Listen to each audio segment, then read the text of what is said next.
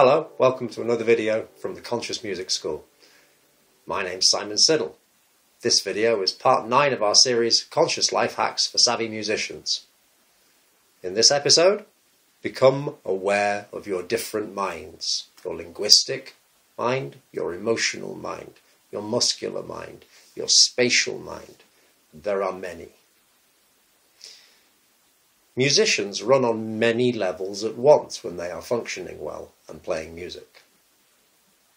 It's good to have handles for these experiences, to know what is going on inside you. Sometimes it is possible to learn these things by instinct alone, and yet to not know what is actually going on inside you while you are doing them.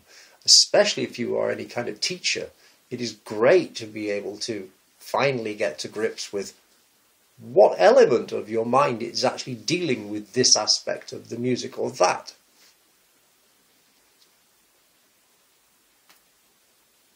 Here's an exercise for you to try. Set up a simple riff that just goes round and round that you can play for a while without having to really push any effort into playing.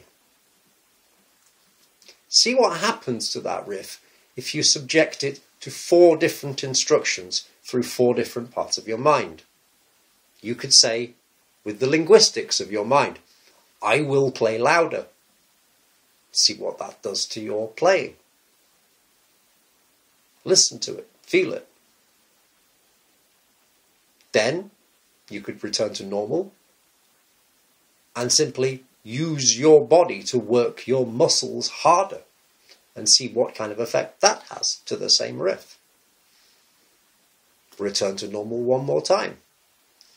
And then try using your perception to do the same effect. Do what you need to do to intensify the sound in your ears. After you've tried that, return to normal once more. Use an emotional part of your mind to get the same effect. Get angry and express it through the movement. This will give you 4 qualities of essentially doing the same thing, but using different parts of the mind and different labels and different handles to achieve it. As multitasking musicians, we can become quite adept at mixing and matching these thought patterns and languages in our minds. And we can use the optimum combinations to bring the best results for us. It's good, especially for holding contradictory impulses in the mind, where some element in the music is perhaps asking us to play slower, and yet internally inside the bar there is something else asking us to push hard at the same time, or there may be something contradictory going on in volume or tone, any other aspect inside music.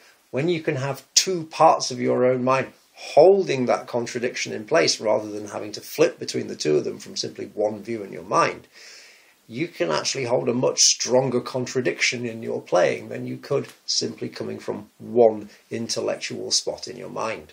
That's all you need to know about this today. Just the very concept that you can label these different parts of your mind, and that when you do begin to label them, you can begin to juggle with them.